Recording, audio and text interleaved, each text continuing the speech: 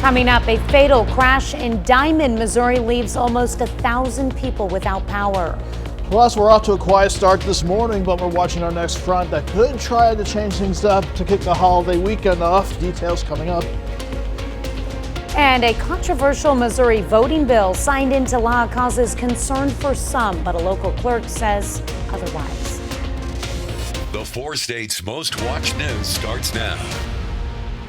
Good morning and welcome to the KOAM Morning News. It is 5 a.m. I'm Tanya Bach. We'll get to those stories in just a moment, but first, let's go to Nick Kelly. Well, we're off to a quiet start this morning, Tanya, and thankfully temperatures mild, but it's not going to be long before we go right back into the heat this afternoon. For the time being, though, 5 a.m., camera's a little out of focus. I might need to adjust that, but still showing a nice look from 7th and Rangeline. A quiet start to the day.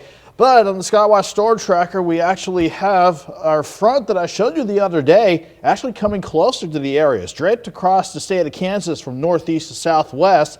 That's the front that could try to give us maybe a few thunderstorms later on this afternoon. For now, any rain chances are staying well to the northwest of us for across northern Kansas, north central Kansas, and even some additional rain trying to work toward Hays to get their morning started. Around here, though, the Skywatch storm tracker is dry, the radar network that is, but it could get a little bit of a workout as we go into late this afternoon. Right now, we're seeing upper 60s to 72, 73, 74 degrees across the board. But once we get past sunrise, we'll quickly go to 81 by 9 o'clock, 91 by noon. Then as that front edges closer, Tanya, can't rule out a few isolated storms this afternoon, but doesn't change the fact that it's going to be another hot one with highs near 96. The additional humidity can make it feel like 100 degrees this afternoon. We'll see if this will be the trend as we go into the rest of the holiday weekend when I show you the first look at 7-day coming up in a bit. All right. Not looking forward to that warm up again. Well, you're a nice break this week. You're not going to like the numbers next week, but just to prepare everybody, we'll give them the numbers coming up. All right. It's good to be prepared. Yes. All right. Thanks, Nick. A fatal crash in Diamond, Missouri leaves about 1,000 customers without power in the city. On Thursday, authorities say before 5 p.m. they responded to a single car crash south of Cherry Road on US 59. They say the driver was by himself and was traveling south when he crossed traffic and went into a ditch. The vehicle broke a utility pole and hit a building. The driver died at the scene. At last report, the power is back on. On Thursday, fire crews in Joplin battle a fire at the 120-year-old Carnegie Library building. First call for this fire was at 5 a.m. Smoke was coming out of the basement. Firefighters determined it was under control shortly after 8 yesterday morning, but it rekindled that afternoon. The library had stopped operating that old building in the late 1970s. It's now privately owned. Authorities say the building has significant damage in the basement, along with fire and smoke damage to the upper floors. There was also water damage to all floors. However, the roof remains intact and the building is apparently sound. No word on the cause of that fire. A Lawrence County, Missouri man is sentenced in a homicide case. Officials initially charged Matthew Abney with several crimes, including first-degree murder for the 2019 shooting death of Abney's roommate, Coy Cole. Abney took an Alford plea, which means he maintains his innocence, but admits there's enough evidence to convict him. Most of the charges against Abney were dropped, and the first-degree murder charge was changed to second-degree murder. Authorities sentenced Abney to 30 years in prison. Some activists in Joplin rally once again in support of abortion rights. Joplin for Justice and Julie Joplin Media hosted the rally for the reproductive freedom at 7th and Rangeline. Attendees say it's important to show support through these rallies. We knew that as soon as Roe v. Wade was overturned, we were going to have a lot more people turning out because, frankly, we're angry and we don't want this to happen to people in our state, to where now they are suffering for not having access to their own autonomy. Before the rally, they had a station for people to make their own signs. Missouri Governor Mike Parson signs the controversial House Bill 1878, also known as the Election Integrity Bill. This bill requires voters to have a government-issued photo ID in order to vote. Some activists worry this will undermine elections and prevent Missourians from having their voices heard, but the Jasper County Clerk disagrees. I absolutely support the bill. The vast majority of it is things that we worked on when I was in the Missouri legislature. I think it is a good comprehensive bill. What is great about it is there's some accountability things that are part of this bill that Jasper County already does. The bill prohibits touch screen voting machines and requires cybersecurity checks. It also creates a 2-week window to cast an absentee ballot. No excuse needed. Family makes a heartwarming donation to Mercy Hospital. The family donated a cuddle cot in remembrance of a situation they went through. A cuddle cot is a bed that's refrigerated in a way that can preserve the body of a baby who is stillborn. The cot provides a chance for the families to say goodbye and take photos. This isn't the first cot the family's organization has donated. Have our foundation named after them and to be able to donate cuddle cots to hospitals so that families have the opportunity to spend more time with their babies that have passed away. It just means so much to be able to continue to help Chandler and Paisley's memories live on. Family provided the cot in honor of the baby they lost in the hopes that parents who find themselves in the same situation will be able to find comfort in having more time with their baby. Southeast Kansas and Oklahoma, or SKOL Railroad, celebrate the beginning of an upgrade project in Southeast Kansas. U.S. Senator from Kansas Jerry Moran spoke at Thursday's ribbon cutting in Cherryville. The upgrade will allow for bigger and faster trains to be used on the railway. It's being paid for with a $27 million grant from the U.S. Department of Transportation and will help railroad companies in the 4-state area. Here today, we're helping provide getting things that are grown here to market and to consumers, Kansans, Americans, in a much more efficient way that cuts down on the cost, the price. Construction is expected to be completed by mid to late 2023. Well, vinyl records are back in style, and folks in Pittsburgh had a chance to pick some up. On Thursday, a company called the Ampersand Vinyl teamed up with Jolly Fox Brewery for a pop-up shop. Officials say that had more than 1,000 records available, spanning many genres. I gotta go with vinyl though. It's the choice that it's just better to the enjoyment of it. To sit down, put a record on, to listen through the entire thing. You end up hearing songs like you wouldn't have heard on digital because you would have skipped over them or moved on. Ampersand Vinyl is based in Ottawa, Kansas, but hosts pop-up shops around the Midwest. Okay, our first look at the 7-day this morning shows, unfortunately, temperatures going right back into the heat after sunrise. We'll be back to 96 this afternoon, 94 Saturday and Sunday. We'll have some rain chances to watch, but mainly dry as we head toward the 4th of July. But triple-digit heat, like it or not, back here by the middle of next week. And that's a look at this morning's top stories and weather in our first 7 minutes. Coming up on the KOAM Morning News, Kevin Durant requests a trade from Brooklyn. Plus, a baby giraffe's life is saved when another giraffe donates plasma to her. And the CDC investigates a listeria outbreak. You're watching the KOAM Morning News. More real news in the morning. We'll be right back. In sports this morning, the Joplin Outlaws are back home after 8 straight games on the road. The Outlaws went 4-4 on their road trip to remain in the first place in Mink League South Division. Now, Joplin hit the field against the Sedalia Bombers, I want to say last evening at Joe Becker Stadium. The Outlaws were 1-0 so far this season against Sedalia. Last night's game, or the night's prior game, Joplin went 4-1. Sam Fagan gets the lone RBI of the night for Joplin. Fort Scott High School has a new boys head basketball coach. Former Parsons head coach Mike Kroll will take over the programs for the Tigers this season. Now, Kroll heads to Fort Scott with 28 years of experience between Lewisburg, Frankfort, Yates Center, and, of course, Parsons. He coached for both the girls and boys programs at different times for the Vikings from 2002 to 2019. Kroll has already had a chance to meet his new players, and here's his take on being around the guys the last couple weeks. It's sort of a filling out process. I told him when I first met him after Coach Della Torre introduced me to him, I said, we want to base everything we do off, trust and honesty. And I was trying out for them, and they basically are still trying out for me. I'm going to be changing some of the things I do, obviously, just because of the kids I'm going to have, and I'm really sort of anxious to get to work on it. I'm just really excited for this job, and just really excited to get going and to be a Tiger. You can hear more about what Coach Kroll had to say with the full story on the sports page at KOAMnewsnow.com. Switching to the majors and the hardwood, yesterday marked the opening day of the NBA free agency, but one of the biggest names in the league may be on the move through a trade. Kevin Durant requested a trade from the Brooklyn Nets only after 3 years with the team. The Phoenix Suns and the Miami Heat are reportedly on the short list of teams Durant would like to be traded to. Now, the man is a two-time NBA champion, two-time final MVP, and a 12-time NBA All-Star.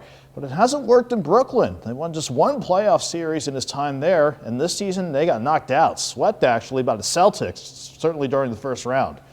And big college football news, the Big Ten has accepted USC and UCLA's applications to join the conference. The vote was the other night, or not too long ago, and it was unanimous to welcome the two schools to the league. May not make sense geographically, but everyone's going to make a bit of money here in the end. The two schools will begin competing in the Big Ten in 2024. It's the second big change-up in conference alignment in the last year, with Oklahoma and Texas departing the Big 12 for the SEC.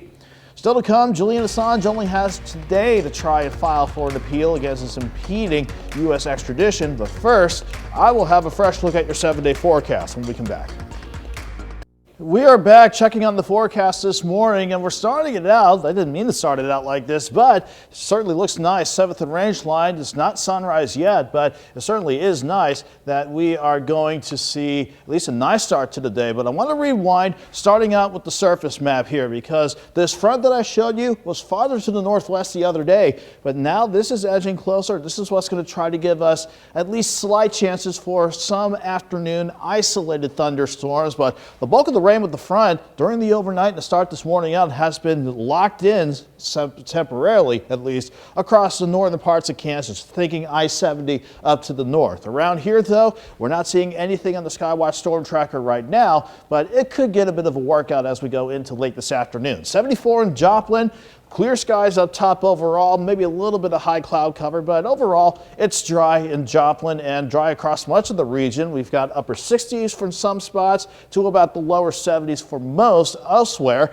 But once we really get past sunrise, like the other day, it's going to be another quick warm up despite that front, giving us partly sunny skies in the afternoon and a few isolated storms late in the day. But still, 78 by 8 a.m., 91 by noon. It's going to be another hot one, unfortunately, with highs topping out near 96. And maybe not, unfortunately, if you are a fan of the summer heat returning, everybody will be back near 90 to get the afternoon started. Then, with the incoming front, maybe an isolated storm or two as we see highs top out in the mid-90s. With more humidity, though, it's going to feel like the triple digits once again as we go into the afternoon. But as the front starts to set up on top of us as we go into tomorrow morning, can't rule out more scattered storms, certainly in our northwestern counties, and then we'll actually hold on to plenty of cloud cover and at least scattered thunderstorms for Saturday and Sunday, mainly during the day. That will keep highs around 94, but once that system clears out, we'll be mainly dry for the 4th, but highs are 98, and it's officially triple-digit heat coming back into play by the middle of next week. Switching gears now, staff members of Omaha's Henry Doorly Zoo step in and help to save the life of a baby giraffe at the Children's Zoo in Lincoln, and it was a critically ill baby giraffe. Ashley Richardson shows us how a giraffe at the Omaha Zoo contributed. Baby Kay was born at the Lincoln Children's Zoo earlier this year. Shortly after birth, she was unable to feed from her mom. Because of that, Baby Kay was unable to get the nutrients she needed to protect her against infection. She quickly fell ill. Yeah, it was terrifying. The team knew she needed plasma, so they worked with zoos in the region to come up with a plan. That's when they found out 14-year-old Jawara at the Omaha Henry Doorly Zoo was able to give plasma and had some banked ready to go. We were continuing to see her health decline each day and even hour by hour, and we're considering emergency transporting her to like Kansas State University or a consulting veterinary hospital. And so by doing the IV plasma transfusion that we were able to accomplish, and in conjunction with some other medical interventions as well, but that really is the moment when she started to take a turn for the better and to recover.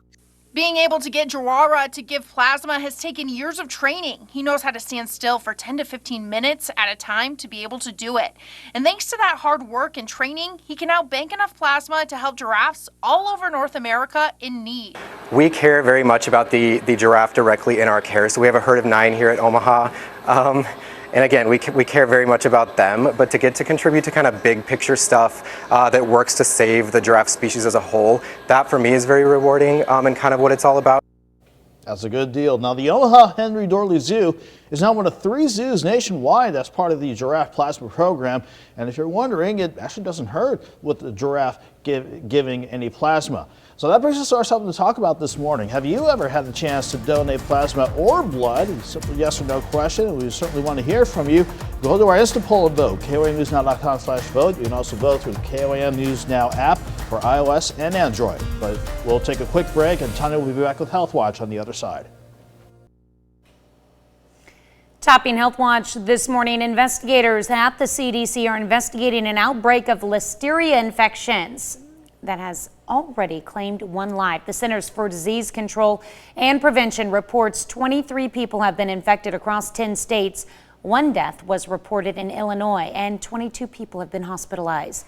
More than half of the listeria infections originated in Florida residents. Most of the others had visited Florida in the month before being infected. 5 women were infected during pregnancy, and 1 lost her baby. Pregnant women, newborns, older adults, and people with weakened immune systems are at the highest risk from listeria. Infections are normally linked to a food source, but public health officials have not identified any source yet. Only a third of the World Health Organization's 194 member countries have reached their COVID vaccination goals. The WHO reports just 58 countries have reached the target to vaccinate at least 70% of their populations by mid-2022. The United States is among the countries that have fallen short. Overall, about 66% of the world's population has received at least 1 dose of the COVID-19 vaccine, and 61% are fully vaccinated.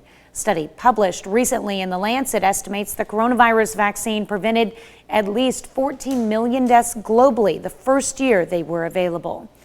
Now that there is no shortage of the vaccine, world health leaders are pushing harder to get more people vaccinated to save even more lives. 4th of July holiday begins this weekend, and many families are planning big celebrations. And whether you're hosting a cookout or watching a firework display, it's important to make sure your Independence Day stays safe. Jen Sullivan shares how to enjoy fireworks safely. It's an iconic sight on July 4th, bright, sparkling fireworks filling the sky. But while these majestic booms are captivating to watch, it's important to remember they come with a risk. Respect them. They're explosives. They're dangerous. Alex Hohensark is the chair of the U.S. Consumer Product Safety Commission. He says the July 4th holiday is one of the most dangerous times of the year, with around 11,500 emergency room visits last year from fireworks-related injuries. Everything from burns, concussions, even death. We really see most of our injuries around this time. If you're going to set off your own fireworks, officials recommend the following tips. First, make sure it's legal to set them off in your area. Light fireworks one at a time. Keep them away from any body parts or others. Don't try to relight a faulty firework. And keep water handy to put out any flames.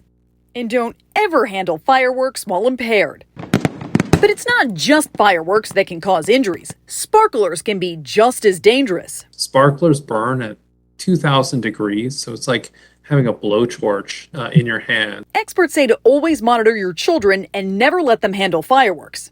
And if you do happen to get a serious burn, seek medical attention immediately.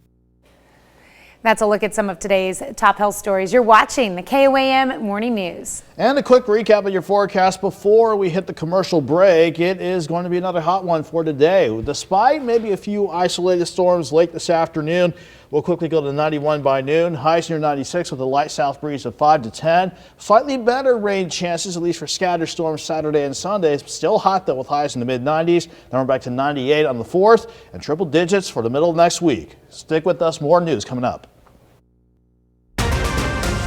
Coming up, a fatal crash in Diamond, Missouri leaves almost 1,000 people without power. Everyone's dry to start the morning out. Most of us will be dry this afternoon, but possibly a few storms in the forecast. We'll break it down coming up.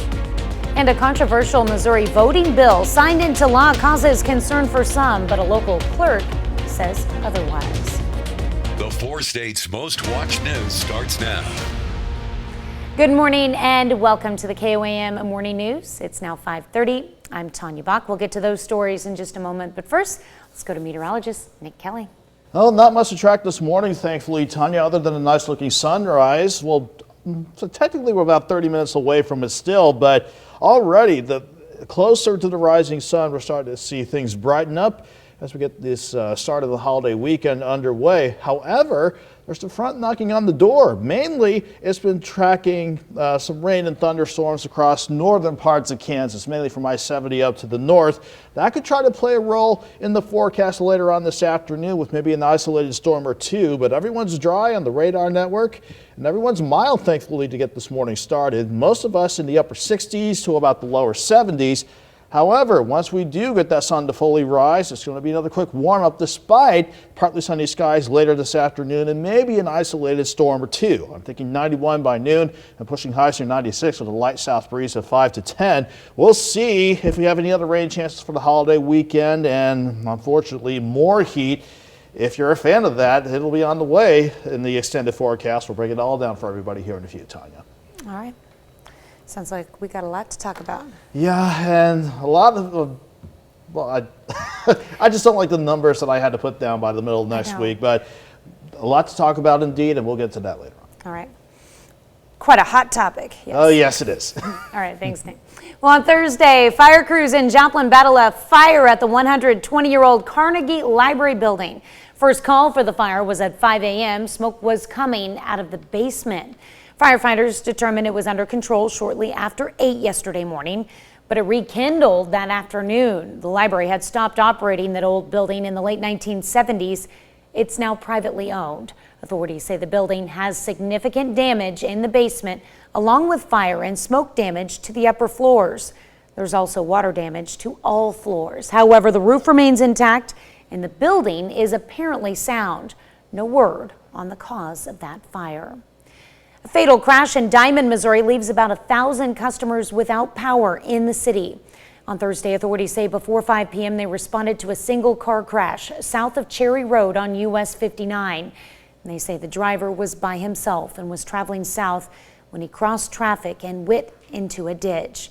The vehicle broke a utility pole and hit a building. The driver died at the scene. At last report, power has been restored. A Lawrence County, Missouri man is sentenced in a homicide case. Officials initially charged Matthew Abney with several crimes, including first-degree murder for the 2019 shooting death of Abney's roommate, Coy Cole. Abney took an Alford plea, which means he maintains his innocence but admits there is enough evidence to convict him. Most of the charges against Abney were dropped, and the first-degree murder charge was changed to second-degree murder. Authorities sentenced Abney to 30 years in prison. Southeast Kansas and Oklahoma, or SKOL Railroad, celebrated the beginning of an upgrade project in Southeast Kansas. U.S. Senator from Kansas, Jerry Moran, showed up to speak at Thursday's ribbon cutting in Cherryvale. The upgrade will allow for bigger and better and faster trains to be used on the railway. It's being paid for with a $27 million grant from the U.S. Department of Transportation and will help local railroad companies in the four-state area. This infrastructure improvement is going to allow for numerous customers to relocate here. It's going to allow us to handle more tonnage. It's going to allow us to be faster in the way we serve customers. It's going to be much safer. It's going to allow for us to redirect investment into our team members so that we can support a more dynamic team to better serve customers. Construction is expected to be complete by the middle to end of 2023. Vinyl records are back in style, and folks in Pittsburgh had a chance to buy some. On Thursday, a company called the Ampersand Vinyl teamed up with Jolly Fox Brewery for a pop-up shop. Organizers say they had more than 1,000 records available, spanning many genres. I've learned not to expect what somebody's going to buy when they walk in. I have 60-year-old women who buy Foo Fighters records, and I have 13-year-old boys who buy Fleetwood Mac. So it's a really wide span. I love to see people's different loves of music, and we just want to help them find what they're looking for. Ampersand Vinyl is based in Ottawa, Kansas, but hosts pop-up shops around the Midwest. Well, some activists in Joplin rally once again in support of abortion rights. Joplin for Justice and Julie Joplin Media hosted the rally for reproductive freedom at 7th and Rangeline. Participants say it's important to show support through these rallies. We are out here because we're angry. We still want to make change. We still want to influence people, and we want to gather and kind of create our networks as a community, so we have these systems of support. Before the rally, they had a station for people to make their own signs. A new Missouri law is changing the voting process. Some activists say it's voter suppression. Others say it's accountability. KOAM's Amber Jenkins has more. Governor Mike Parson has signed the controversial voting bill into law, House Bill 1878. The law, also known as the Election Integrity Bill, will require voters to have a photo ID in order to vote. The law has had mixed reactions since it first appeared on the 2016 ballot. House Bill 1878 was the election integrity bill that the legislature worked on for several years and finally got it passed this year. And it encompasses so many different things, but the vast majority of it is accountability and reliability of our election systems. Jasper County Clerk Davis supports the law because he said it holds voters and the election system accountable. There is nothing in this bill that is going to change the way that Jasper County does our elections or maintains our equipment. Everything that we do, all the equipment we have is already complies with the statute, so it is not going to be intrusive on us at all. However, opponents of the law believe this is an attack on the right to vote. In the past, the Missouri voter ID laws have been ruled unconstitutional, so this is an attempt at voter suppression. Karen sees this bill as another obstacle for Americans who want to vote. So people need to know that if you want to register more than 10 people, that you've got to register with the Secretary of State before you do that, and it can be a bit tricky because you have to have a fax machine. In Jasper County, Amber Jenkins, KOAM News. Among other things, the bill replaces Missouri presidential primaries with caucuses. Here's Nick with a look at your forecast. And another recap of how we'll look for the rest of the day. It's just going to be another day where the thermometer, if we want to call it that, will just continue to climb up. Once we get past sunrise, let's go 91 at noon, 96 for the afternoon with maybe a couple isolated storms. But as we head into the rest of the 7-day forecast, I'm thinking more scattered thunderstorm chances for Saturday and Sunday, potentially Saturday morning and Saturday afternoon, and then again Sunday afternoon. Still doesn't change the fact that we'll go into the mid-90s for highs on both days. Drier for the 4th, maybe a random storm, but trending hotter with highs near 98. And unfortunately, Tanya, I've got triple-digit highs. Maybe as hot as 103, certainly by Wednesday. I just need to know with that 101, 103, 100, is there humidity added on to that as well? If I remember what Doug said the other night, we may have to wrestle with the humidity as well. So I'm thinking hot and humid, no other way to put it, by the middle of next week. I mean, I'm from Western Kansas. We can handle 100-degree temperatures, but there's no humidity out there. Yeah, like even I was born from St. Louis, like with the urban island heat effect and the humid summers as well. I still haven't adjusted to that. Yeah. But then again, the heat and I never got along. Get ready for a hot one. All right, thanks, Nick. This morning, we are discussing donating plasma or blood. Now, baby Kay, who is a giraffe, was born at the Lincoln Children's Zoo earlier this year. Shortly after birth, she was unable to feed from her mother, and because of that, baby Kay was unable to get the nutrients needed to protect her against infection. She ended up getting an infection that she couldn't fight. The team knew she needed plasma, so they worked with zoos in the region to come up with a plan. That's when they found out 14-year-old Jawari at the Omaha Henry Dorley Zoo was able to give plasma and had some banked ready to go. Being able to get Jawari to give plasma has taken years of training. He knows how to stand still for 10 to 15 minutes at a time to be able to do it. Thanks to that hard work and training, he can now bank enough plasma to help giraffes all over North America in need.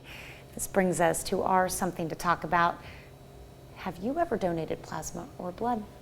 Yeah, I actually have, but it was a long time ago. And I remember, I think I was told at the time what my blood type was, but I just forgot what it was. But it was a good blood drive at Mizzou. It all went to a good cause, certainly. I actually, unfortunately, can't donate blood. I apparently don't have a fast enough circulation flow. It takes more than 18 to 20 minutes to fill a pint. And I guess the same goes for plasma, yeah. I take it? Yeah. And that would be even worse, yeah. I wish I could. I wish I could. Yeah. And don't forget, we want to hear from you as well. Just head to our KOAM News Now Insta poll at KOAMnewsnow.com/vote or vote through the KOAM News app for iOS and Android. All right. That's a look at our top news stories. Coming up this half hour on the KOAM Morning News, we'll meet a man who bowled 3 perfect games in a row. Plus, John Lee is sworn in as Hong Kong's new chief executive. We'll have the latest. You're watching the KOAM Morning News. More real news in the morning. We'll be right back. Topping World Watch, WikiLeaks founder Julian Assange has until today to appeal against his impending extradition to the United States. Assange's extradition was ordered on June 17th, triggering a 14-day right to appeal. At the time, WikiLeaks issued a statement calling the decision a dark day for press freedom and British democracy. London court issued a formal extradition order back in April, leaving UK Home Secretary Priti Patel to rubber stamp Assange's transfer to the U.S. after a years-long legal battle. Hong Kong today marks 25 years since its handover from Britain to China. The city's incoming chief executive, John Lee, presided over a flag-raising ceremony at the city's Convention and Exhibition Center. Chinese President Xi Jinping, who is in Hong Kong for the anniversary, was not in attendance. And John Lee was officially sworn in as Hong Kong's new chief executive. President Xi Jinping, who is in the city as part of anniversary celebrations for the city's return to China, presided over the event and swore Lee in as the next leader. Members of his government were also sworn in during the inauguration ceremony. A former security chief and police officer, Lee was picked from a largely government-appointed committee back in May. At least 14 people were killed in a Russian missile strike on a residential building in the Ukrainian city of Odessa on Friday. That's according to state emergency services there. They also said 30 others were injured in the attack, which, quote, partially destroyed the building. That's a look at some of your biggest headlines from around the world. We'll be right back with the news you need to know before you head out the door. Here's a check of today's top headlines, the news you need to know before you head out the door. The Oronogo, Missouri Police Department issues a warning for Facebook Marketplace ads. They say they received reports of homes being listed for rent on the marketplace, asking for a deposit. Police say the ads they looked at were fraudulent and have been reported to Facebook. They also found more fraudulent ads for cars. They warn that before sending any money to any person online, you should verify the identity of the person who's posting the ad. Fatal crash in Diamond, Missouri leaves about 1,000 customers without power in the city. On Thursday, authorities say before 5 p.m. they responded to a single car crash south of Cherry Road on US 59. They say the driver was by himself and was traveling south when he crossed traffic and went into a ditch. The vehicle broke a utility pole and hit a building. The driver died at the scene. At last report, power has been restored. On Thursday, fire crews in Joplin battled a fire at the 120-year-old Carnegie Library building. The first call for the fire was at 5 a.m. Smoke was coming out of the basement. Firefighters determined it was under control shortly after 8 yesterday morning, but it rekindled that afternoon. The library had stopped operating the old building in the late 1970s. It's now privately owned. Authorities say the building has significant damage in the basement, along with fire and smoke damage to the upper floors. There's also water damage to all floors. However, the roof remains intact and the building is apparently sound. No word on the cause of that fire. Lawrence County, Missouri man is sentenced in a homicide case. Officials initially charged Matthew Abney with several crimes, including first-degree murder for the 2019 shooting death of Abney's roommate, Coy Cole. Abney took an Alford plea, which means he maintains his innocence, but admits there is enough evidence to convict him. Most of the charges against Abney were dropped, and the first-degree murder charge was changed to second-degree murder. Authorities sentenced Abney to 30 years in prison. That's a check of today's top headlines, the news you need to know before you head out the door. And as far as our forecast goes for our Friday to get the holiday weekend started, a mild start this morning, but temperatures will rise quickly once again throughout the course of the day. Highs near 96 this afternoon. And then coming Friday could try to provide an isolated storm or two, but most of us will be dry late in the day. But then by tomorrow morning, can't rule out some additional scattered storms with lows near 72 as that front sits up right on top of us for Saturday and Sunday. So scattered storms both days, highs around 94. Drier as the front moves on out by the 4th, but highs near 98 and triple-digit heat, like it or not. That's what's on tap for us by the middle of next week. If you've been bowling, you know how hard it is to bowl a perfect 300. But last week at a bowling alley in Indiana, one bowler didn't just have a perfect game, he had a perfect night. And he says memories of his late father fueled his trio of perfect games. Dave Calabro has his story. On most nights, you'll find him lacing up his shoes. Brian Deck started hanging out at this place when he was just 7 years old because his dad loved to bowl. I grew up around it my whole life, and that's what I love. You like the competition? I love the competition, yes. I'm real competitive. Last week, that competitive fire took over. I wasn't feeling the greatest. I wasn't really going to bowl.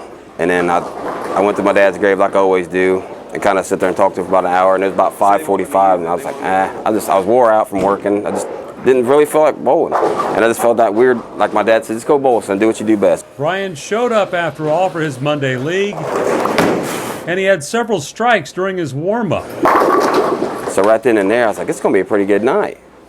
And the first game, I had like the first 4 or 5 in a row, and I was like, it's going to be great. He wasn't kidding. He cruised through that first perfect 300 game, and then people started noticing as he went after another. So I up there had the shakes. Get up there. Were you nervous? Oh yeah, I was really nervous. I got the 9th frame, do another strike. I was like, well, I got the 10th frame to do, so I went up there and it was like automatic. 3 strikes again. I was like, there ain't no way. After rolling that second perfect game, he started to run out of energy, and he says the nerves were taking over. So I get up there, and like I said, come on, Dad, pull me through this last game. Come on, you know. And I get up there, and like the 5th frame or the 6th frame, it was like he was just jumped inside my body. It was unreal. Unreal is the right word. Brian rolled 36 consecutive strikes and became just the 39th person in the world to have 3 consecutive perfect games. He knew his dad would have loved this moment. He would be more happier than I am. That's pretty cool. Because he loved watching this bowl. He'd love to come down. He was real competitive as well. He hated to lose. We all did. Well, what a way to carry on his legacy. Like I said, I went to the grave after this happened and told him thank you for everything. It was unbelievable. A special night for Brian Deck and his family as he shattered the house record that stood for 61 years. Wow. Deck said he's been bowling at Newcastle's Rose Bowl for 38 years, and before this, his personal best was 8:13. Quite an improvement. We'll be back with another look at your forecast right after this. We are back, and we're taking a look at our current conditions from 7th and Rangeline in Joplin. In fact, let me rewind a little bit here. It's a nice looking sunrise, just about. We're about a couple minutes out from that, so that certainly does look nice. Temperatures, goodness, I'm having a few computer issues here. 74 is what we're sitting right now, almost at the top of the hour. We'll see if that's a fresh number by the time we check things again when we kick off another hour of news. But we're in the mid-60s in a couple of spots, but most of us upper 60s to lower 70s. On the normal day, we should be topping out around 89 after starting at 69. We're starting out in the upper 60s to lower 70s, but quickly going to 91 by noon. And highs to 96. That's despite partly sunny skies and maybe an isolated storm thanks to a front coming in from the northwest. If we had to peg a decent timing for any isolated storm chances, it's not for this morning and not to start the afternoon out. You can see on the future track here, partly to mostly sunny. And that is when we'll easily start to see temperatures push near 90 degrees at the very least. But as that front edges closer near or south of the I-70 corridor, that's when we'll see more partly sunny skies during the afternoon and maybe a few isolated storms. Then we'll keep quiet for a good portion of this evening, but you can see how we'll still be in the lower 80s by 11 o'clock tonight. So it is going to be a warm evening for sure. At least a little bit of a drop in temperatures with lower 70s by your Saturday morning, but that's when the front decides to park itself right on top of the area. So we'll have to watch for mostly cloudy skies by sunrise Saturday morning, and with that front, some more scattered thunderstorm chances during the morning, maybe a little break around lunchtime, and then we'll just try it all again with some scattered storms for your Saturday afternoon. Despite all of that, it is going to stay hot, so don't plan on this front to really give us a big cool down throughout the holiday weekend. 96 again today, 72 for your Saturday morning, highs around 94 for both Saturday and Sunday. Then the front actually is forced back north by the 4th of July. So maybe a stray storm, but trending hotter with highs around 98. Then we got plenty of triple-digit heat for highs and a little humidity to go along with it by the middle of next week. Stick with us. We got another hour of news coming up. Stick with us. Coming up, firefighters battle a blaze at a 120-year-old Carnegie library building in Joplin. We are to a quiet start this morning, but it is going to be a hot start to the weekend for sure. Forecast coming up. And record collectors in Pittsburgh get a chance to browse through thousands of vinyl albums during a pop-up shop. The 4 states' most watched news starts now. Good morning and welcome to the KOAM Morning News. It's now 6 a.m. I'm Tanya Bach. We'll get to those stories and much more in just a moment, but first, let's talk about the heat. Yeah, like it or not, we got plenty of it lined up for the next several days, Tanya. But before we dive into that, it is just about sunrise now, and it is looking nice again to get this Friday morning started. That's our live vantage from the east side of Joplin, looking northeast over the corner of 7th and Range Line. To the surface maps we go. We were sitting quiet throughout much of the night, but the front that I showed you the other day, if you remember, folks, it was farther to the north and west, working across the northern plains the other day, but it's edging closer to the I-70 corridor. In fact, it was close enough to give some parts of northern and western Kansas some scattered rain and thunderstorms late last night and even continuing for some this morning. For us, though, we might be seeing a little bit of cloud cover from that batch of rain and storms, but nothing to show for on the radar network, at least as far as rain or thunderstorms go. As far as your temperatures, we are in the upper 60s to lower 70s for most, maybe a few mid 60s in our far northwestern counties, but once that sun fully rises, it is going to be another race into the heat. 91 by noon, pushing highs to 96. That front, by the way, Tanya, could try to spark maybe a random storm late this afternoon, but the vast majority of us will stay dry as we get this holiday weekend started.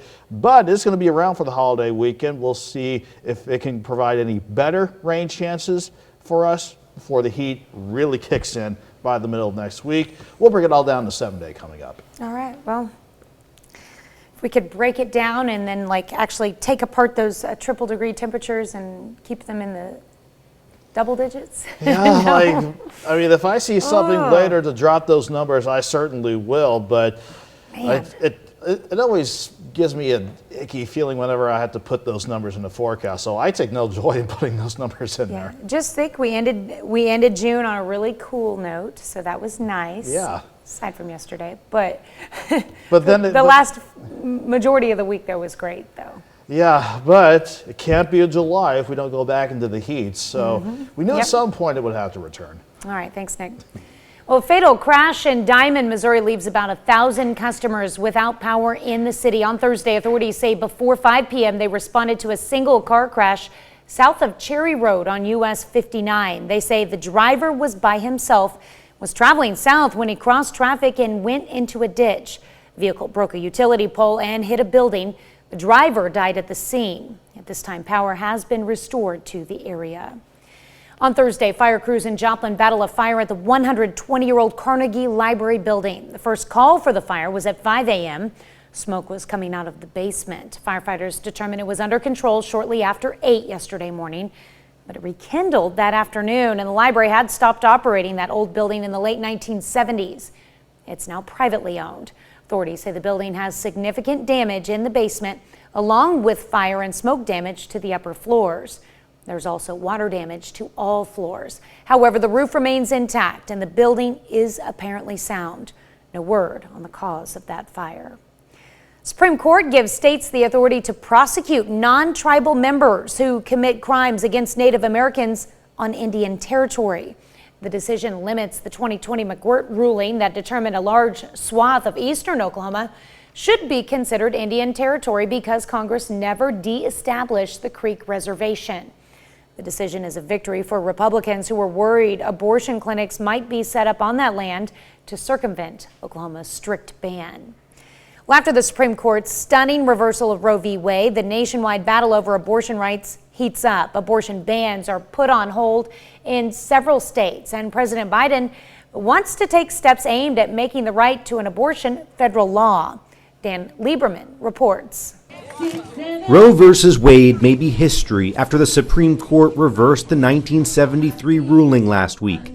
But the battle over abortion rights is heating up nationwide. We want justice. Outside the High Court, places like Indiana and in South Dakota. Even though the Supreme Court made the decision, we the people are standing up for what we want. Today, President Biden plans to meet with governors of states where abortion remains legal. I'm going to be talking to the governors as to what actions they think I should be taking as well. At a news conference at the end of the NATO summit in Madrid, the president also said he would support changing Senate rules to codify abortion rights across the country. And if the filibuster gets in the way, it's like voting rights. It should be, we provide an exception. Changing those rules would pave the way for an abortion rights bill to pass the Senate with 51 rather than 60 votes. On Thursday, a Florida judge said he'll block a 15-week ban on abortions in the Sunshine State. It will be a statewide temporary injunction. The judge's ruling is set to take effect today when Florida's abortion ban becomes law, which could cause some confusion for patients and abortion providers. Dan Lieberman, CBS News. A Kentucky judge temporarily blocked his state's near-total ban on abortions, and that lets the procedures resume after they stopped when the Supreme Court overturned Roe versus Wade last Friday. Well, our new antenna weighing 12.5 tons is now at the top of the tower, and for now we are broadcasting from a temporary antenna. It's a little lower on the tower as we prepare to transition to the new, more powerful transmitter.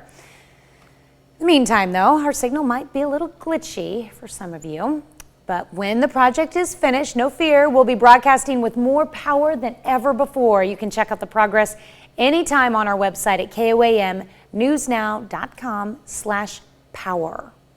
Some area teachers put their skills to the test for the title of Teacher of the Year. The Southwest Center for Educational Excellence hosted the Southwest Missouri Regional Teacher of the Year competition.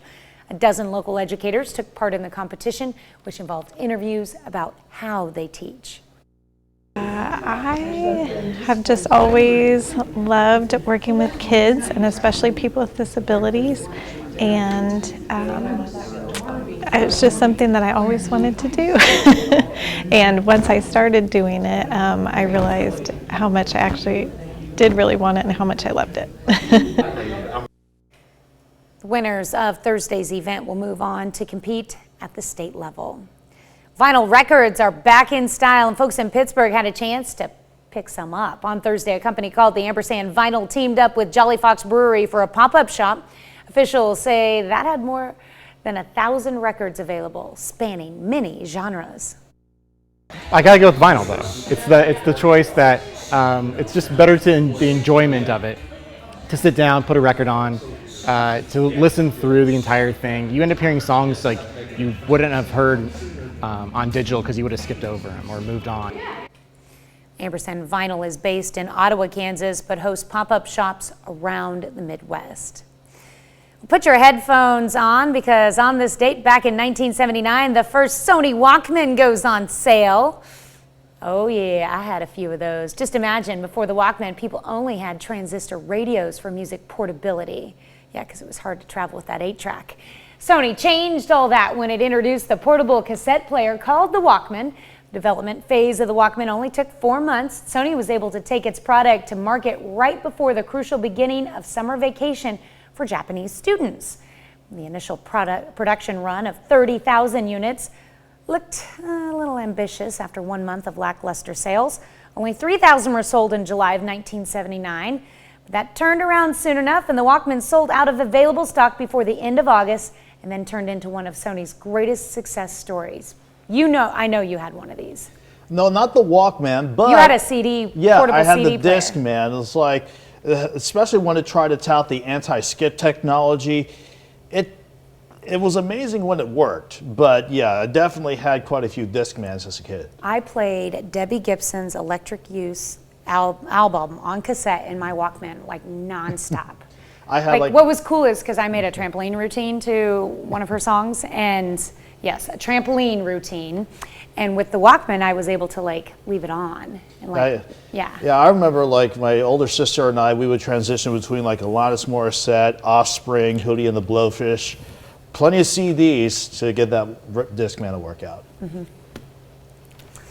I wonder if anybody has one of those. Probably not a cassette Walkman, but like a Discman these days. Yeah. Okay, I don't know if we have enough time for a quick look. Oh yeah, we do a quick look at the forecast. Always have time for weather. Even though the numbers, probably nobody wants to see these numbers again, but we do have the trend back near 96 for a high this afternoon. Most of the day is dry. Can't rule out a stray storm late in the afternoon. But again, we'll get a fresh look at the rest of the weekend with a full look at the 7-day coming up. All right, that's a look at this morning's top stories in weather in our first 7 minutes. Coming up on the KOAM Morning News, Patrick Stone from the Emmanuel Baptist Church joins us to talk about an upcoming 4th of July event. Plus, body sizes and weight and the COVID vaccine. Does your body weight affect how protective your COVID vaccine is? I'm Ian Lee with new research out of the UK. And the Supreme Court deals a blow to the president's EPA in what many are calling a win for the coal industry. You're watching the KOAM Morning News. More real news in the morning. We'll be right back. Topping Nation Watch this morning, the U.S. Supreme Court released its final decisions for this term, including a big one focusing on climate change. The court sided with a group of Republican-led states and coal mining companies in a decision that could have broad implications for the environment. Scholar Henry reports from Washington. The Supreme Court says the Environmental Protection Agency does not have broad authority to cap emissions from power plants and force the nation away from coal. The ruling is a blow to the Biden administration's battle against climate change. Writing for the 6-3 conservative majority, Chief Justice John Roberts said a decision of such magnitude and consequence rests with Congress itself. This is a court that has shown again that it's going to be very scrutinizing of EPA's behavior. American University professor William Snape says the ruling takes a whack at the Clean Air Act, but that it does point to other tools for fighting climate change. This just puts pressure on the Biden administration ultimately to start moving. Looking at not only the Clean Air Act, but other authorities like the Defense Production Act, where it can increase renewable energy use and change the way it is we power our country. The ruling complicates the Biden administration's goal to switch the nation's entire power grid to clean energy. 100% carbon pollution-free power by 2035. We can do that. The president called the ruling a devastating decision, and Justice Elena Kagan, writing a dissent for the liberal wing, said the court has stripped the EPA of its power to respond to the most pressing environmental challenge of our time. Skyler Henry, CBS News, the Supreme Court. In fact, West Virginia's Attorney General called it a huge victory against federal overreach and a huge win for the state. That's a look at today's top national stories. We'll be back with Patrick Stone for the Emmanuel Baptist Church right after this. Welcome back. Patrick Stone from Emmanuel Baptist Church is joining us to tell us about a super fun event coming up this weekend, just in time for the 4th of July. Absolutely. Hey, thanks very much for having me on. So this is our 10th event. It's a totally free event there at Memorial Park, right across from our church in Webb City. It's a fantastic time that we get to celebrate the freedom that we have in America. We also are celebrating the veterans that we have, current military, and also just celebrating that we get the freedom to worship Jesus Christ. And very fitting that you're having it at Memorial Park. And it is, thankful for the city of Webb City to help us out there, Webb City Fire Department. There's multiple other entities that are helping us out. Well, let's talk a little bit about the details of the event. It all kicks off at 6 o'clock tomorrow evening. Yep, we're going to have registration at 5:30. I'll get there early, start setting up bounce houses, snow cone machines, things like that to get everybody riled up about that. Food will start at 6 o'clock. Then we're going to, from 6 o'clock to 7:45, we'll be eating, and we have some special music guests there. Our choir will be singing and things like that. That's awesome. Yeah. What you mentioned food. What type of food can we expect? So we're going to have hamburgers, hot dogs, all the things that you'd find at a 4th of July picnic, but all this is free. Our church has been doing this for 10 years, and that's one of the reasons I'm wearing this big hat, because it's a big celebration for us. Yeah, and you wanted to be almost as tall as me today, right? Yeah, because I'm pretty short, So it's a great event for us. We're super excited. I think that people are ready to get out, and they're going to be coming out to celebrate veterans. We're going to have our mayor there. He's going to kick off the fireworks, because we have a free fireworks display that starts pretty much at dark. And it seems like a lot of people are doing this right now because people they want to get out of the house. Yep. Over 10 years doing this, you've seen you even did it during COVID and stuff, just battled your way through that. Well, sure, where it's outside and people just want to get out, even though COVID was there, people still wanted to get outside. And so we battled through it. It's going to be a great event this year, and we're looking forward to a great turnout. What does it take to put together an event of this size? You know what, it takes a lot of people. It takes a lot of people that are willing to be obedient and say, I do. We're going to have tons of cookies. We probably are going to have 1,000 cookies, baked by people from our church. We're going to have people that are coming out to just serve, because if you're going to cook up 1,000 hot dogs and 1,000 hamburgers, it takes a long time to do that. And so thankful for the people, volunteers at Emmanuel Baptist. That's awesome. Yeah. All right. Anything else you want to mention about? Nope. Just be there and be ready. Webb City Fire Department's going to be there with sprinkler systems, and it will be hot. Nick said that, so we're going to rely on that. And the rain will stay away, so just come out and be ready to have a good time. Well, and the great part about it doesn't start till 6, so it's started with that evening cool off. It's getting there, and you'll have the sprinklers. We'll have the sprinklers. We're also going to have a patriotic service. Starts at 8 o'clock. So that's hosted by our pastor. Kyle Beverlin, and it's just going to be a great day. I'm super excited to be a part of it. All right. Well, thank you so much for coming in, Patrick. Sonia. Appreciate it. Hope you have a great showing this weekend. All right. We'll be right back. Kicking off Health Watch this morning, it's no surprise that we're all different. Some are taller, shorter, bigger, or smaller. But the largest study to date reveals how COVID vaccines work with people of all different sizes. The latest from Ian Lee. Does size matter when it comes to being vaccinated against COVID? Researchers at Oxford University wanted to find out how well COVID-19 vaccines protect people of different weights from hospitalization and death. Well, the first key outcome is that vaccines are highly effective across all body weights, and that is great news. Scientists studied the medical records of more than 9 million people across the UK and looked at body mass index, or BMI, a measure of body fat based on height and weight. Dr. Carmen Piernas led the study and says not everyone is the same. In the vaccinated people, there are still cases, and those cases is where we see increased risk of severe COVID in the high weights and low body weights.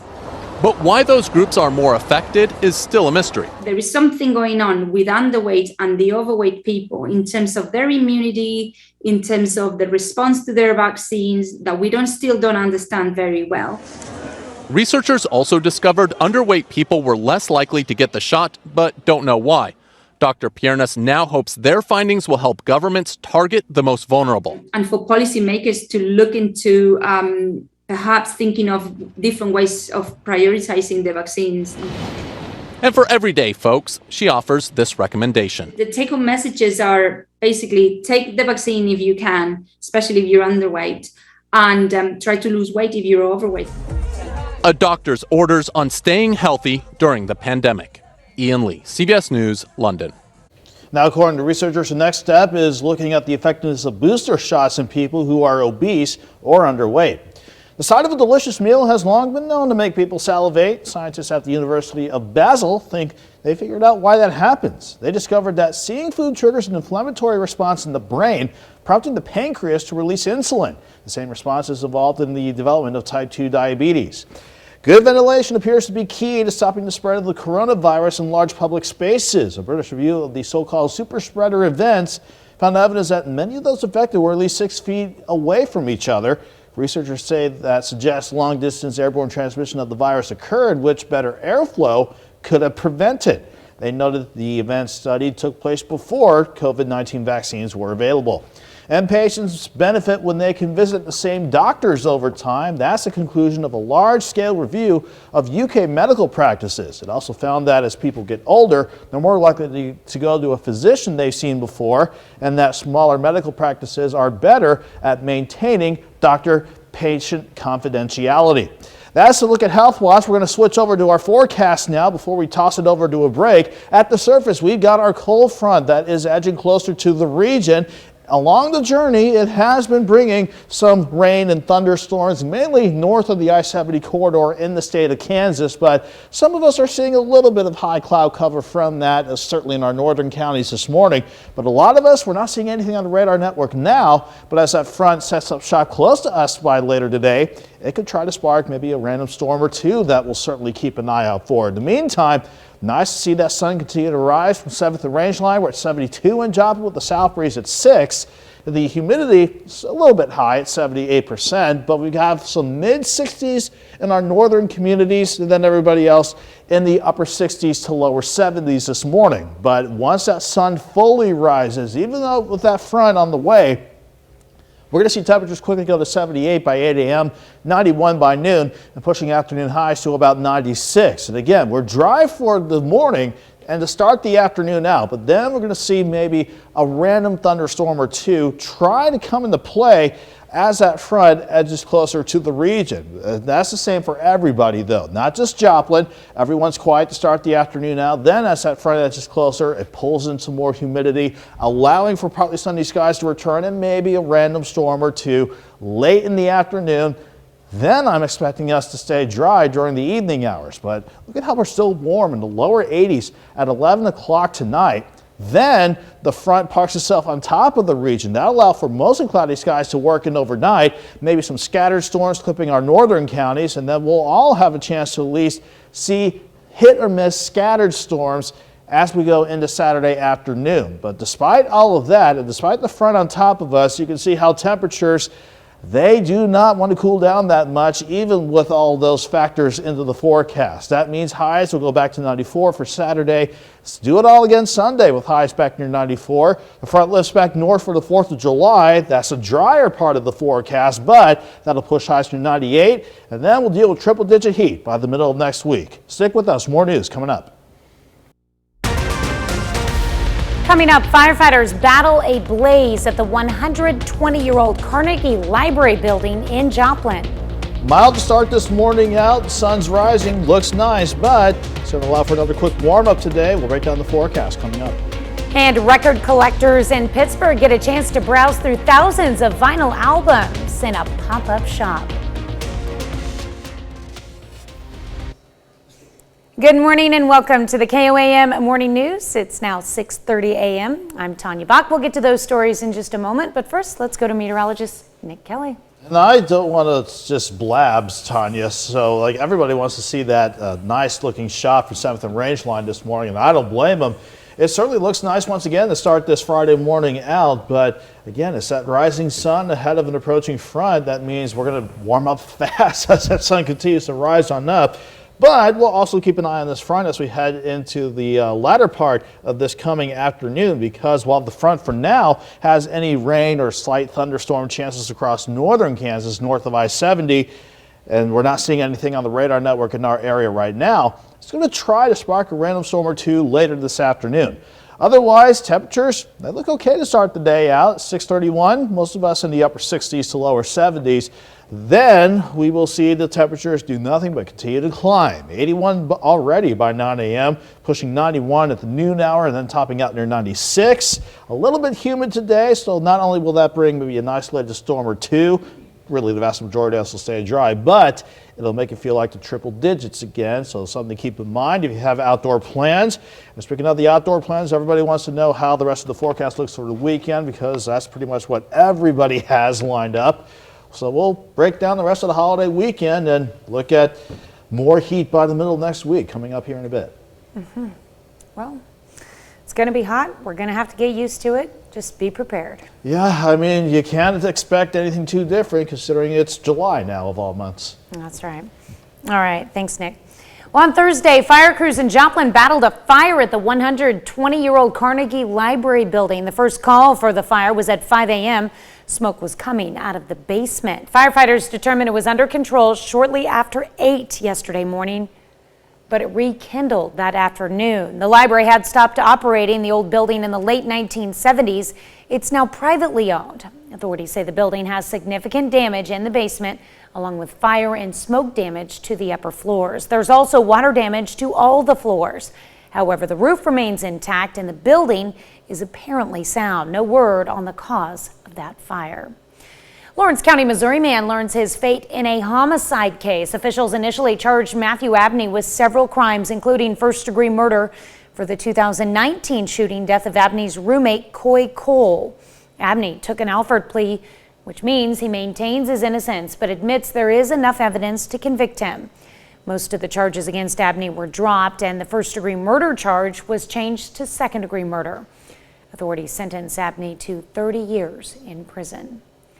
Fatal crash in Diamond, Missouri leaves about 1,000 customers without power in the city. On the Thursday, authorities say before 5 p.m. they responded to a single car crash south of Cherry Road on US 59. They say the driver was by himself and was traveling south when he crossed traffic and went into a ditch. The vehicle broke a utility pole and hit a building. The driver died at the scene. At last report, authorities did not know how long power would be out. At last report, we've heard all power has been restored. Sorry, that story wasn't updated. Oronogo, Missouri Police Department issues a warning for Facebook Marketplace ads. They say they received reports of homes being listed for rent on the marketplace, asking for a deposit. They say the ads they looked at were fraudulent and have been reported to Facebook. They also found more fraudulent ads for cars. They warn before sending any money to any person online, you should verify the identity of the person posting the ad. Downstream Casino hosts a celebration for indigenous culture. On Thursday, the casino partnered with Quapaw Nation to commemorate the tribe's 150th anniversary powwow with the From the Res and Beyond Festival. It's one of the largest celebrations in the country for the indigenous culture. The festival included art and music with headlining acts by Haluchi Nation, formerly known as Tribe Called Red. Everybody's smiling out here. There's a lot of cool people hanging out with nice cameras, taking awesome pictures of our people doing amazing things, because we should all be doing that, lifting each other up. Like what? Other acts included Native American hip-hop artist DJ Superman, longtime blues rock band Indigenous, and the Grammy-winning drum group Northern Cree. Vinyl records are back in style. Folks in Pittsburgh had a chance to buy some. On Thursday, a company called the Ampersand Vinyl teamed up with Jolly Fox Brewery for a pop-up shop. Organizers say they had more than 1,000 records available, spanning many genres. I've learned not to expect what somebody's going to buy when they walk in. I have 60-year-old women who buy Foo Fighters records, and I have 13-year-old boys who buy Fleetwood Mac. So it's a really wide span. I love to see people's different loves of music. and we just want to help them find what they're looking for. Ampersand Vinyl is based out of Ottawa, Kansas, but hosts pop-up shops around the Midwest. Cover your eyes for this one, unless you're over 13, because today, back in 1984, the Motion Picture Association of America, or the MPAA, introduced the PG-13 rating. Now, this rating was added to indicate film content with, quote, a higher level of intensity than a PG rating, though not enough to qualify as an R rating.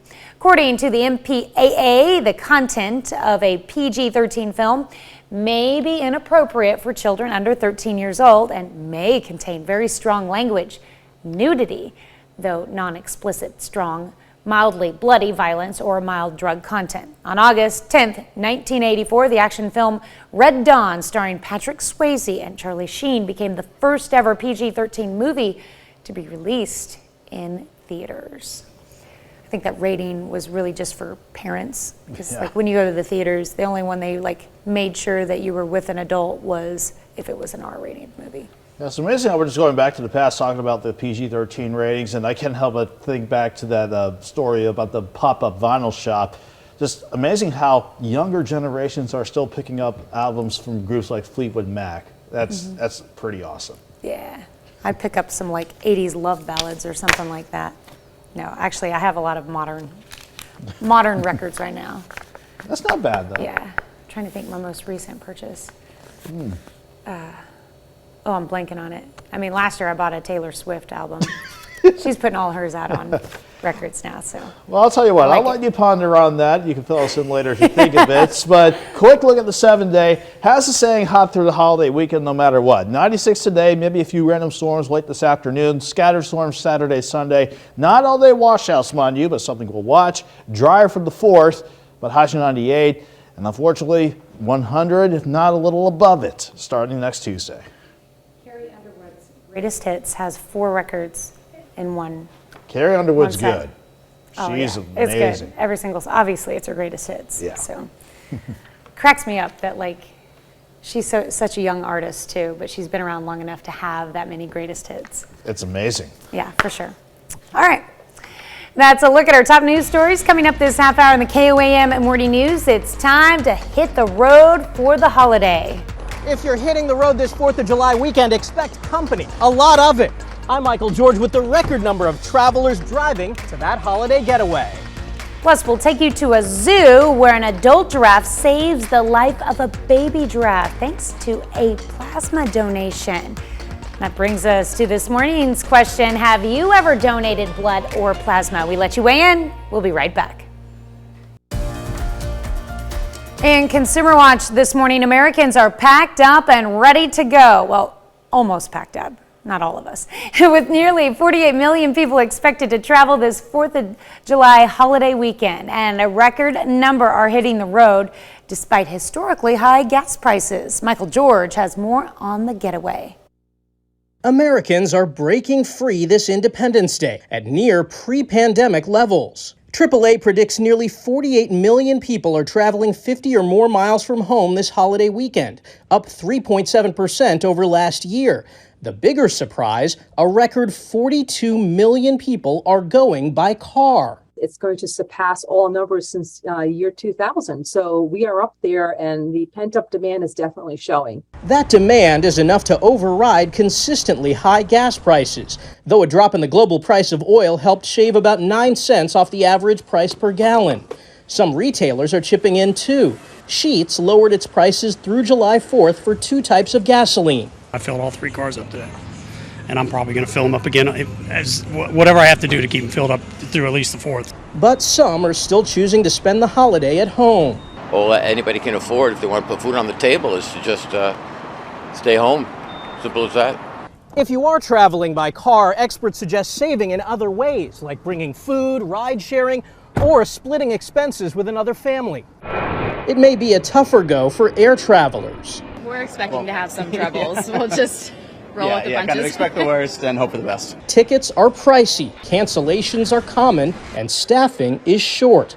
Factors that could continue through the summer. You've got to expect a lot of people traveling in a very condensed period of time and with not a lot of options to rebook. Anticipating what it calls operational challenges, Delta Airlines has dropped change fees and fare differences for flights scheduled during the holiday weekend. Michael George, CBS News, New York.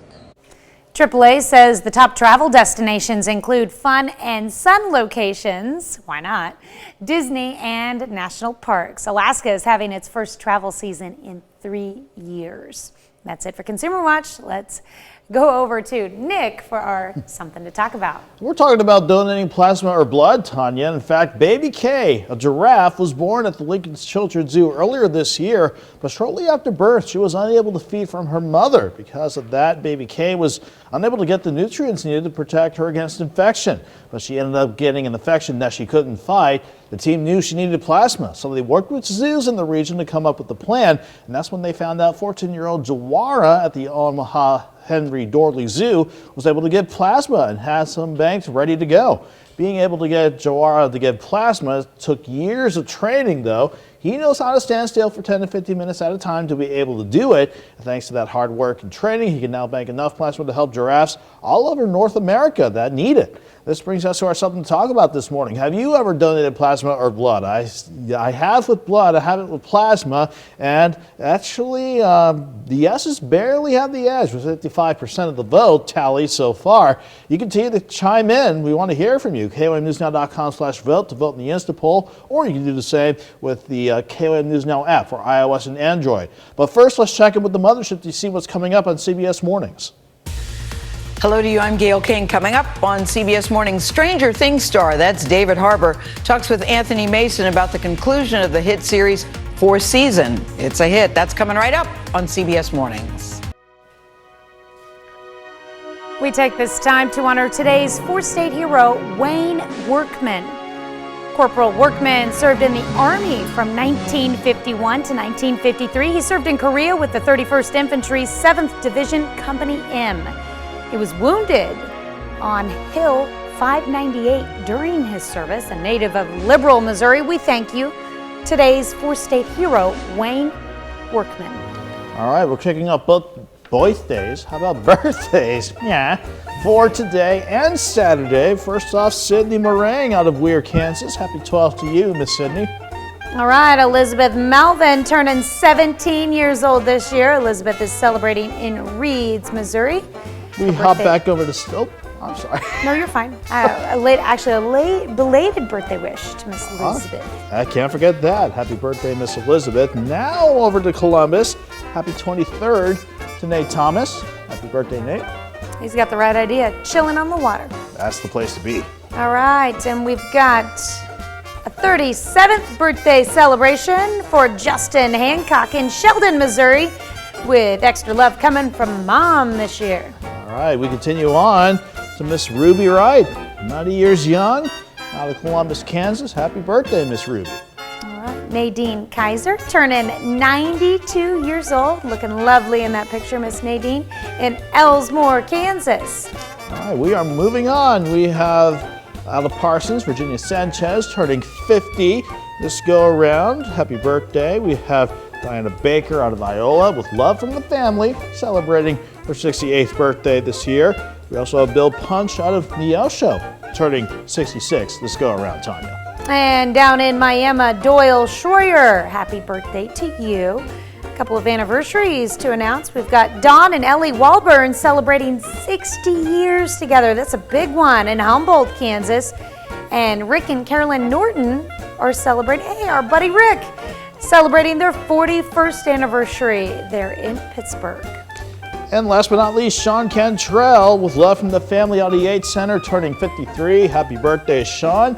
And that is what we have on the list. If you want us to give you a birthday or anniversary shout out, it's easy to do. Birthdays at KOAMTV.com or birthdays at KOAMNewsNow.com.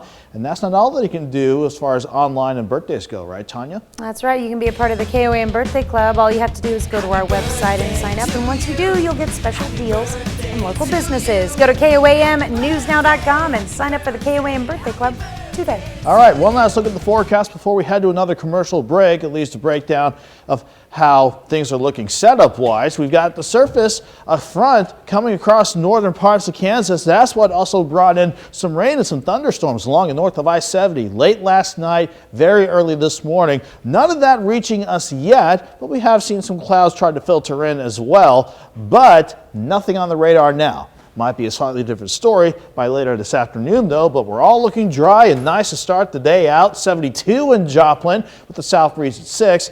Dew points, though, they're starting to climb back up, like it or not. They're in the mid-60s. Pardon me, my apologies. Most of us in the upper 60s to lower 70s right now, but that incoming front, while it's mostly sunny now, will start to bring in partly sunny skies by the noon hour and maybe a slight chance for a random storm or two later this afternoon. The vast majority of us will be dry, though. 78 in the morning, or 8 a.m. rather, 91 by noon, and we'll have highs topping out around 96 today. That's around the Joplin area, but everybody's going to fare the same way. Near 90 at the noon hour, pushing into the mid-90s this afternoon with the extra humidity not only resulting in a random storm or two, it also make it feel like the triple digits during the peak heating of the day. We'll take a look at the rest of the holiday weekend and higher numbers by the middle of next week with one last look at the 7-day coming up. Here's a check of today's top headlines, the news you need to know before you head out the door. The Oronogo, Missouri Police Department issues a warning for Facebook marketplace ads. They say they receive reports of homes being listed for rent on the marketplace asking for a deposit. They say the ads they looked at were fraudulent and have been reported to Facebook. They also found more fraudulent ads for cars, and they warn that before sending any money to any person online, you should verify the identity of the person who is posting the ad.